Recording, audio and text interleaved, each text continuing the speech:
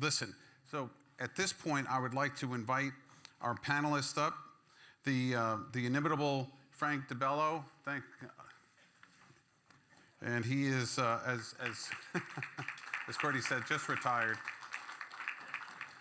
And then Bhavya Lal, who has also recently retired from as Associate Administrator, Office of Technology and Policy and Strategy from NASA, Bhavya. Peter Garretson, the Senior Fellow of Defense Studies at the American Foreign Policy Council, among other things. Pete, very well known. And then a really nice treat, we're bringing in Frank White, who is the author of The Overview Effect. He's going to be joining us up. There he is. And you know, talking about the 1980s, you know, you hear very often the term "the overview effect" in the media these days. Every time there's someone new goes up in space, either on the Virgin Galactic or Blue Origin, they come back and they talk about the overview effect. Well, it was Frank White that wrote the book on the overview effect back in 1987. I still have my dog-eared, beat-up copy of that one when I first read it back then, which opened up my eyes and I think probably opened the eyes of many people in this room. But let's get into this conversation, if we will. And thank you guys again. We're going to start this. I'm going to tackle the topic, and I want to do this first one as a rapid response. Okay, so. And then maybe if there's a few people in the audience that want to chime in on this, we could have the mic runners at the ready. So, you know, give me in 1 or 2 sentences your the most important reason from your perspective as to how we would make the case for communities beyond Earth. What is the most important reason why we should be making or planning for communities beyond Earth? And I see Bhavya has the mic. So, actually, I did want to, if you don't mind, I did want to start with Frank, actually. Frank, if you will. Okay. Well, thank you, Steve. I'm sorry, Frank White. The two Franks. Okay. I have to be careful about that. Well, thank you, Steve. Go ahead, Frank. Sorry. Frank White. Go ahead, Frank White. Okay. Fine. So I think we have to start with a conceptual revolution. We need to move from the idea of mission to the idea of migration, which I know you're trying to do with this conference. We need to let people know that large-scale space migration will relieve the impact of humanity on the carrying capacity of the Earth. People who don't care about space migration, space exploration, or any of that care about the Earth. So we need to let people know that we do too, and space migration will be good for the home planet. And we need to let them know that leaving is not abandonment. Leaving is loving. So the main point that we can all organize around is helping planet Earth. That's wonderful. Thank you, Frank. And so Frank DiBello. I think the most significant reason for colonies in space is so that humankind has a viable plan B in the case of a planetary disaster, whether it's natural or human caused. And that plan B has to be one that ensures the survivability of human civilization and life from Earth. And there's a corollary to that too. I think that we should look to the establishment of space colonies to ensure the availability of resources, valued resources, that are critical to sustaining humankind, both here and clearly out there. And that, I think, is the primary driver for establishing colonies in space. Great. Bhavya, go ahead. So my reason's the same as Frank's. In Earth's 4.5 billion a year history, we've had 5 mass extinction events. The third one wiped out 96% of marine life and 70% of terrestrial life. We don't know when or even if the sixth extinction happens, but having space settlements is vital to safeguard the future, to safeguard the human species from being made extinct. It's as simple as that for me. Wonderful. And Pete? So my answers are going to be very consistent. I think, but it's not just survival, right? It's survival and flourishing. If you think about it philosophically, we are the only species that we know about in the entire universe that has the possibility of extending and spreading life and intelligence to worlds now dead. And not just human life, the entire clade of Earth life. Now, to me, it's the same sort of thing as a parent wanting to leave that legacy to provide an exciting and expansive and migratory future for those who come after us as a gift to them and to the universe.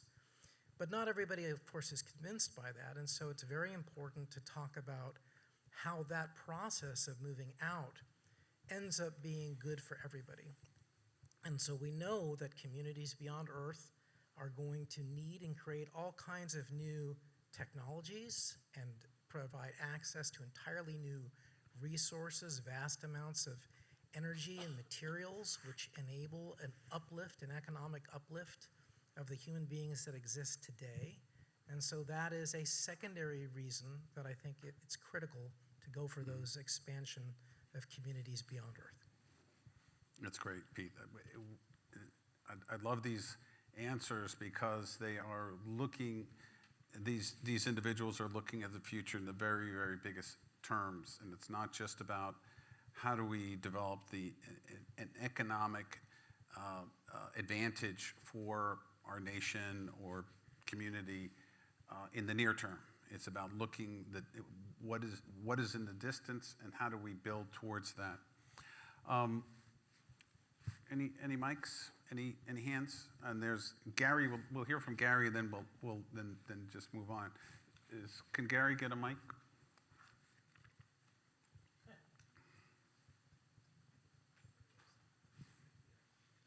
So the truth is we each have our own reasons and they're all valid.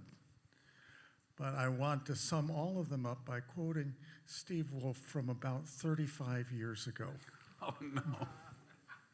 Unlimited possibilities for the human experience. And sums everything up. Wow, thank you. That's I'm honored, Gary, that you remember that. So let's push on. We're going to do our best not to use the C or the S word, colony or settlement, on this panel, I think. But actually, Pete, I wanted to go to you. We hear, and this actually relates to your answer. We hear frequently in the popular media that space is all about the rocket boys, and they want to leave Earth behind. Now, everybody I know who's interested in communities beyond Earth does not hold that attitude. How do we change the narrative in that regard? So I do think it's very important that we change that narrative. I agree. I don't know anybody who has the let's abandon Earth philosophy. I think it starts with our ability to engage in key venues. And so I would classify that as it would be really helpful to have kind of a really big picture, long-term philosophical discussion in Congress about where we're trying to go and why settlement is a right answer, why development is a right answer. I think, hitting media and the edutainment as well as more popular media to provide, a more positive view of how this could be and turn out would be important. And then I think that, if you look at like the core muscle movement of our government today, which is Artemis. Artemis is not being framed as an economic uplift platform. It is not being framed as something that is going to create a massive amount of wealth and jobs and affect climate change and all this, right? It's sort of very narrowly being talked about as sort of science and domestic virtue signaling and some international, kumbaya, rather than like, this is, the investment egg for our children and grandchildren and the source of secular growth, the end of secular stagnation for the next century. That's a great answer. And Bhavya, since you were at NASA when these decisions were being made about Artemis, I would love for you to address this question as well, and actually respond somewhat to Pete, if that's relevant for you. So I guess I would disagree that there isn't a grand vision around Artemis.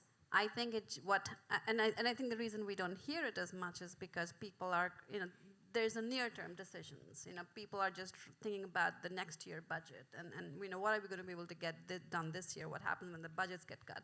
So I think in the daily grind, the vision gets lost now and then. But I think Bill Nelson and Pam Milroy have done a good job laying out a longer-term vision. They just don't get to speak about it as much as they would like to. But I think again, having been at NASA, people who come to NASA are Pete Garretson people, right? So I think the vision is there. I just wish, but I agree with you. I wish we would talk about it more because that's exciting. That's what gets us inspired. Did you want to respond to the narrative question as to what can we do really to change this narrative in public in public media?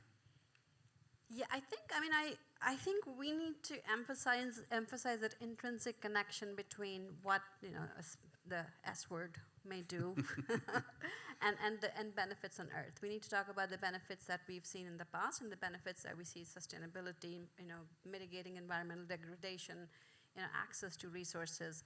And I think there's sort of the distinction between the what and the how. And I think I've been thinking about this how for a while, and I don't think it will be the papers that us in the room write. I think Danny Kahneman said something like, no decision got made because of a number. People need a story. I think we need better storytelling. I think more was done for space by movies like The Martian and Interstellar than any paper I sure wrote. So I think we need to think about that storytelling aspect of the narrative. That's great. Let's now switch. I want to bring this back down to where we are today, right? This part of the conversation. And I want to bring Frank DiBello into this. Frank, you've been in the trenches for decades. I won't say how many.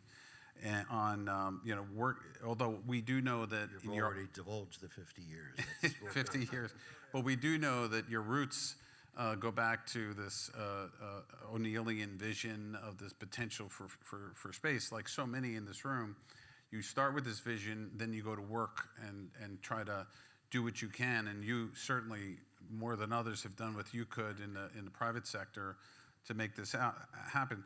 So what do you feel is important that we need to do right now, today, to help to further affect the potential for this future to come about? I guess from a private sector perspective, there's, first of all, plenty of capital out there that will always be available for the private sector to pursue markets and to pursue activities in space where profit can be made. So if we're talking about colonies in space, I'm going to presume the existence of demonstratable market that we've shown is out there or potentially out there. And I think you'll see capital follow those market paths. But in order to define what the private sector would look for, I think we could draw some lessons from past efforts and I know we said we wouldn't use colonization, but past efforts, our own Western migration and colonization efforts around the globe in decades or centuries past there was no doubt that there were political and military drivers for some of that, but the biggest drivers were private sector investing to go after resources or wealth that was not available in their home country or in the places where they emanated from. And so it was the ability to reach for that wealth that was out there. And you saw companies step up and provide the logistic support for those migrations to establish those colonies. They provided fuel, they provided logistic support, they provided infrastructure and a variety of goods and services. I think that we need to look at that future. I think that clearly those companies will be there in the future, but what they're going to look for are, number one, I think, clear, established rules of the road for commerce. And that means a regulatory and policy and fiscal framework that supports doing the business and being able to achieve the profit. The second part of that is what I call an enforceable legal framework, complete with even a chancery court to be able to bring complaints or misbehavior in front of a court to allow enforcement of the investments made. We're going to need to be able to have a database, a registry of assets that are out there in the colonies, and each colony is going to have to be able to register those assets and value created so that they can in fact be protected with that legal framework that I referred to. And so it starts with governance in the colonies, clearly defined governance, and then a legal and business framework that is enforceable. And I guess there's one other element that I would throw in, and I applaud what's going on with the Institute and with the work that's going on with the Washington contract that is going into place. And that is thinking big about the future. But we're presuming an environment where we have shown colonies are very feasible and we're reaching out there. Maybe some already exist. And there is no question that if we, what we will eventually need to support that is either national, global, or interplanetary space force to protect and enforce those laws and to bring people who would behave badly to justice. I think that's going to be an essential part of the future. No matter if you look at the future or you look at our past, the common element in all of that, in our migration to the West and in colonization and in the future is us. And we are in many ways flawed. I don't doubt that there'll be a time in the future when someone from one colony says, what is mine, and what is yours is mine if I need it or if I really want it. And we're going to have to find a way to stop that. And I'd be the last one to say that what I want are one of those space colonies to be a penal colony, but it's probably there in our future. Well, thanks, Frank. I mean, that's very pragmatic, and it's very consistent with the kind of work that a lot of people in this room are doing and Beyond Earth is trying to push. So it's important to hear that you're of a consistent mind about the need for norms of behavior and a set of principles, even prior to really some of this activity unfolding, right? So we don't want a situation where there's the Wild West on the moon and people are just engaging outside of some kind of certainly national but international framework of action. I want to shift a little bit though. Bhavya, you and I have had conversations about about what NASA is doing in terms of advancing our mission towards space communities. And you've asked me several times, well, if NASA did have a goal for space communities, what would we want NASA to do differently? So I'm going to turn that answer around to you. You can either answer it or embellish on it, and then pass it to let's go to Frank White to respond. But I do want to bring that question forward. So if you would. So I'll get the answer started, but then, yes, Frank, please continue. So I think it is important to underscore that NASA is doing, a chunk of the work, right? So developing big rockets, nuclear propulsion to go to, far away planetary bodies, surface nuclear power for the moon and Mars. So there's a bucket where, human protection, radiation protection for humans. So that's one bucket. But there's a second bucket where if settlement were a goal or a mandate for NASA, I think NASA would need to do more of. So for example, more research or more autonomous systems. Right now, NASA systems tend to be human operated even when on a different planet because they're cheaper. We would need to do more on living off the land. I mean, we are investing a little bit in ISRU, but NASA would need to do more. More closed loop life support systems. So there's just some piece that would be more of. But then there's a third bucket which I haven't thought enough about, and maybe there's folks here who have thought, what are things that we are not doing at all that we would need to start doing if settlement were a mandate?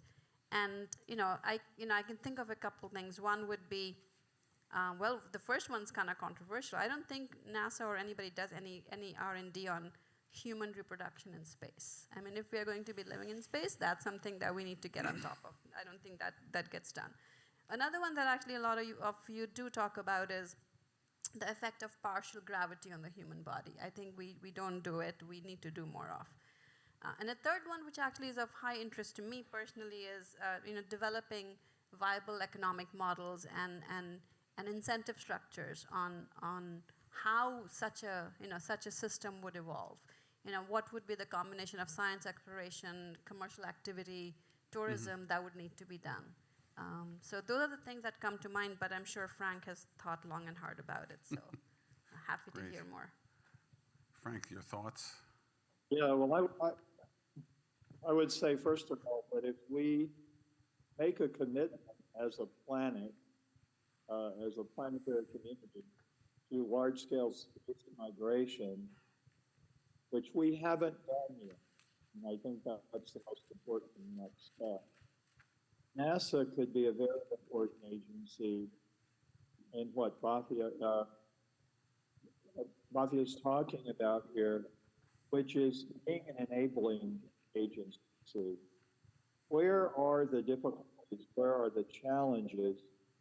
What kind of research can we do to help this to happen? And going back to what Frank DiBello talked about, all of us need to think about the mistakes that were made during the colonization era. How do we avoid those mistakes as we migrate? The third point I would make is that migration is a natural human activity.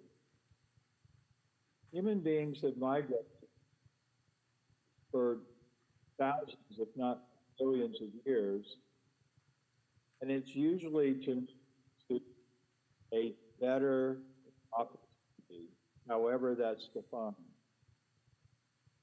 I'm convinced that the private sector can create opportunities out there in the solar ecosystem that will draw people in very large numbers if they're given the chance.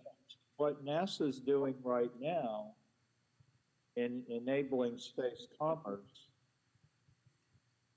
is a model, I think, that could be imitated once we make a commitment to migration. And I also agree with what you said.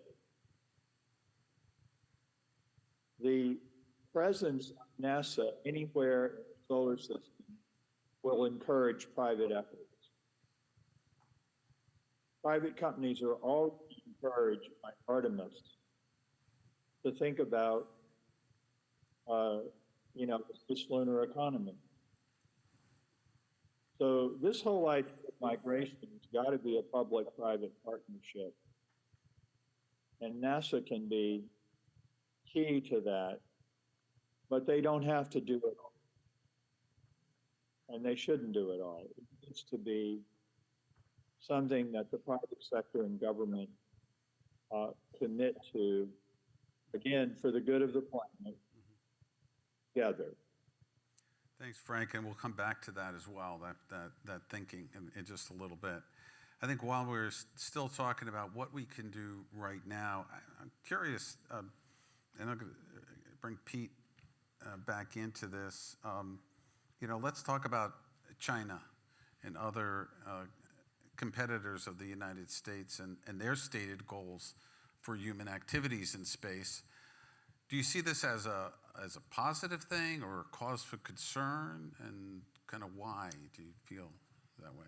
So the answer is I feel strongly both ways. And the reason why is, I mean, if you think about it, we wouldn't have an Artemis program, we wouldn't have a Space Force, we wouldn't have anywhere near the impetus to be moving in this direction if it weren't for the challenge being presented by China. And their clarity of vision that this is a wealth uplift platform for them, that it is a settlement and colonization vision, that they are directing their efforts toward that end in all the right ways that Bhavya just laid out, in partial gravity, in ISRU, in space agriculture, closed cycle life support, human reproduction in space, all that, large structures, that is goading us to, look at ourselves and to elevate ideas that have been in this community for a long time to a higher level.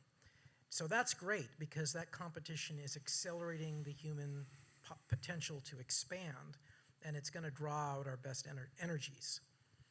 The danger, the concern is that if the United States is flat-footed and cedes the field, the power that is possible to be gained in this domain, the extreme wealth, the extreme levels and scale of energy, the potential military benefits that can come from that wealth and from that logistic system can so potentially shape the international system that the United States and all of our allies and partners could essentially not only lose leadership, but actually lose liberty.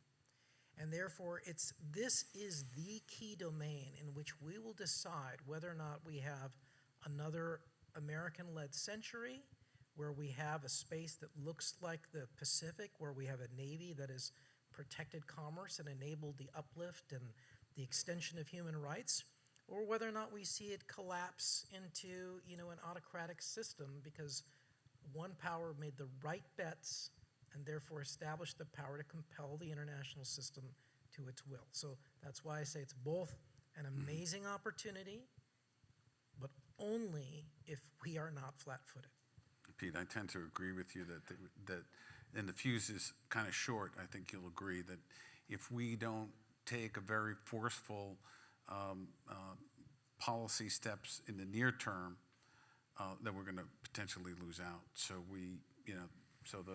there's some people from the Hill here and from agencies and so forth. Hopefully they're listening to your message.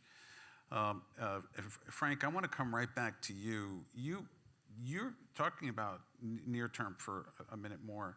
And if you can be brief with this, you've been working to develop a computer model to help better understand the potential for space migration. If we could share that slide, and Frank, if you could talk to that. And the folks see your slide right now, Frank, even if you can. Frank White. Okay, well, back in the 1970s, the Club of Rome commissioned a series of computer simulations at MIT that produced the limits to growth idea, a book called Limits to Growth, had a lot of impact, including Jerry O'Neill. And it really catalyzed his idea of large-scale space migration. So my organization, the Space Program, is recreating that effort, but we're adding the space dimension, which they didn't have. And we want to show the implications of space migration on the Earth. One last thing I'll say. This is a way of bringing together people who think they're opponents, like space entrepreneurs and environmentalists. We welcome them together to build this model, which can also be a tool for policy makers looking ahead.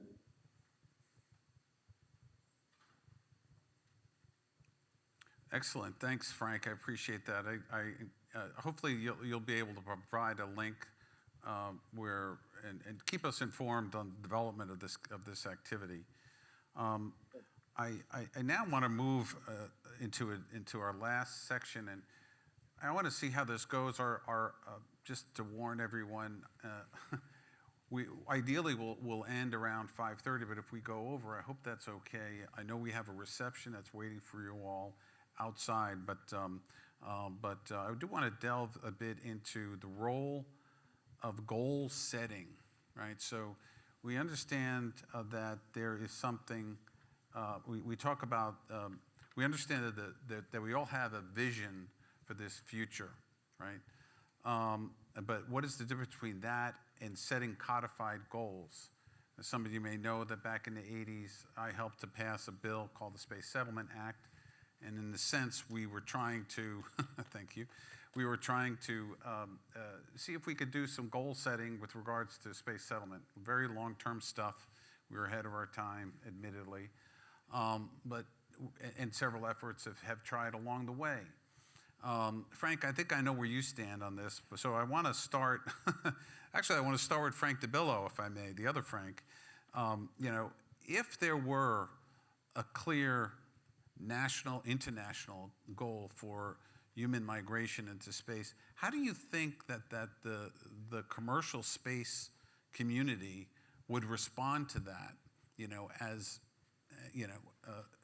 What would their reaction be to such a pronouncement?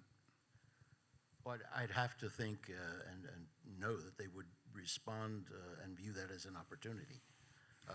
And they clearly are participants in the human world that we live in. It's an essential part of, no matter what civilization we looked at, commerce and the private sector have been major players.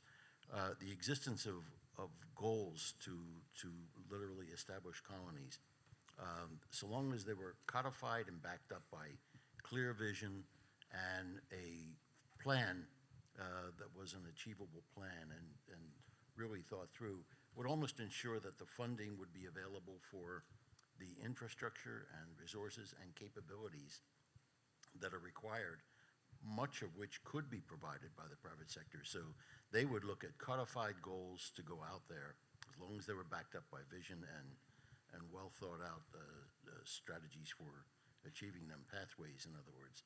I think they'd see that as an opportunity and jump all over it. Mm-hmm. Thanks, Frank. We would expect that.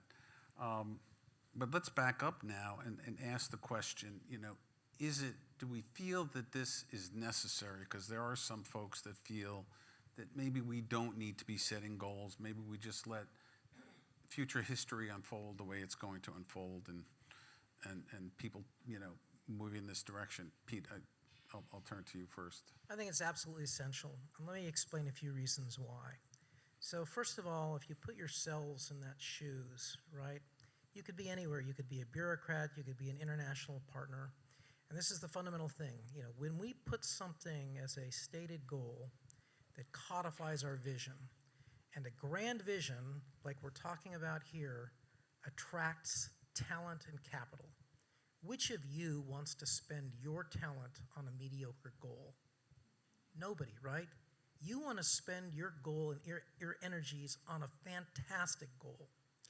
And so it shifts the burden of proof of what is acceptable conversation. And once it's shifted, once that's codified, it empowers all the warriors within the bureaucracy that share that vision, that have been fighting to do something.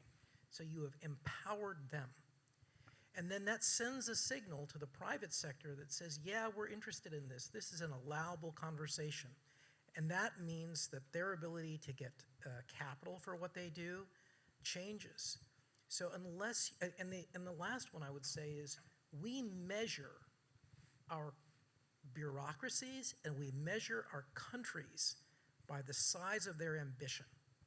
We respect China because they have such a significant space ambition.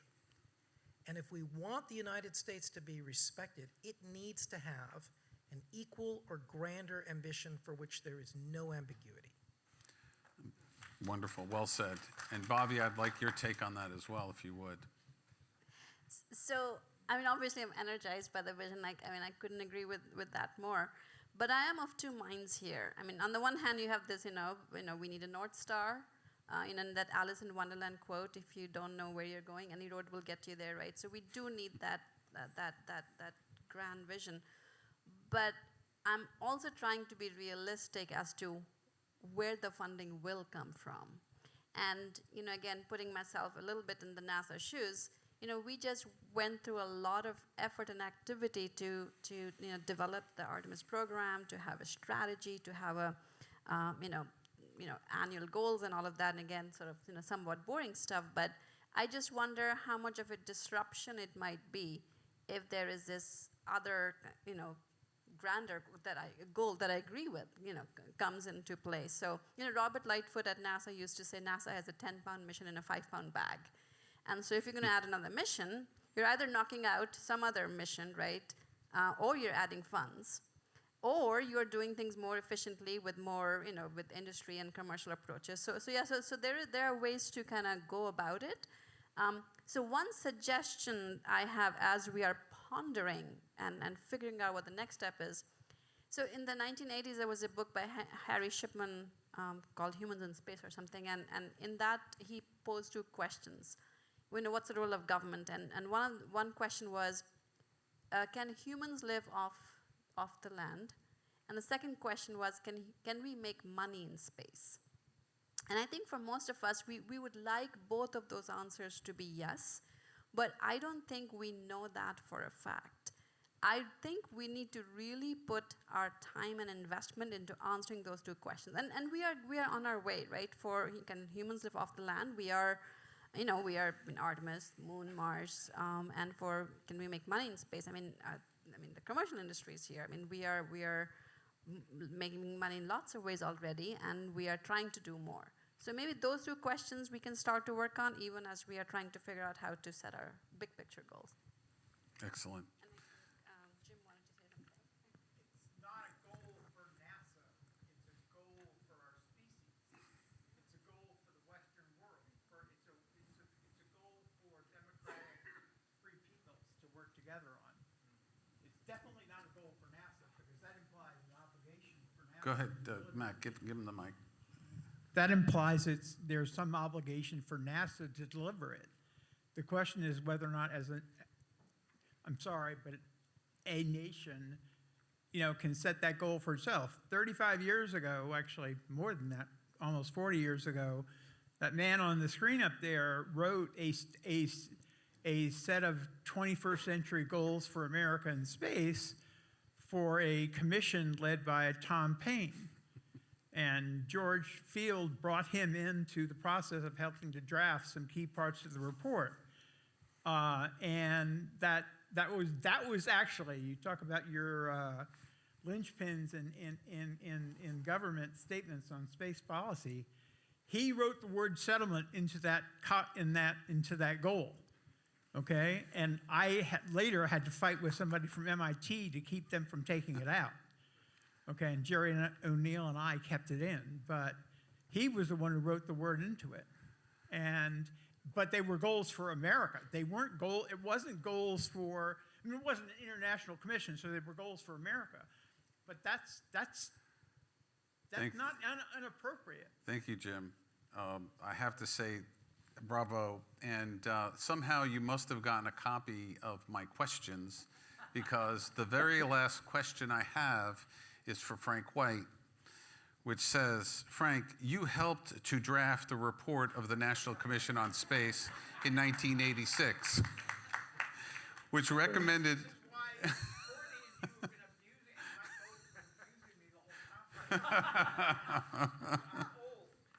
So here's the question, and this is what Frank and I have been talking about. And Frank, I want you to address this, whether or not, whether or not it may be. Well, let me first also say that commission report was one of the primary source materials we used for the Space Settlement Act. Right? You were there, of course. Yeah, you helped me write the damn thing. So anyway. So, but Frank, though, you would suggest that maybe it's time for a new commission on space. I wonder if you could elaborate on that. And that actually is going to be our last question. I think we have time for. Go ahead. I think it is time, because that commission, and I have to say, Jim Nancy helped me get involved with the work of the commission. Thank you, Jim. As did Peter Diamandis. But I was privileged to work on it, and I think it was an excellent long-term 50-year plan for large-scale space migration. There's a phrase in there, from the highlands of the moon to the plains of Mars. That was the vision, and I think we could even go beyond that today. What happened to that report? Unfortunately, the Challenger accident occurred. And even though that report could have had a much bigger impact, no one wanted to talk about long-term space program at the time. So I think a new National Commission on Space could bring a lot of the ideas together that we've been talking about, a lot of the entities together that we've been talking about, and it could, in fact, set a context for a new national perspective on space migration. We can also use it as a core principle for reaching out and making it a planetary committee. But a national commission could be an important starting point. Well, thank you. I think it's something to thought to. Thank you, Frank. And actually, Frank and I have agreed that we are going to continue this conversation specifically and derive a recommendation in this regard. So those who are interested should reach out. So that concludes this panel. However, to correct my earlier comment, we do have we do have Chris Constatter from AXA that is going to give a presentation. Tomorrow we move into the block and tackle section of the program, where we're going to deal with issues like commercial space stations and what are the gaps in human factors and so forth. I think to help to set the stage for that, Chris will do that. But before Chris comes up, I'd like to thank our panel. Thank you, Pete, Bhavya, Frank, DiBello, and of course, Frank White. I thank you all. And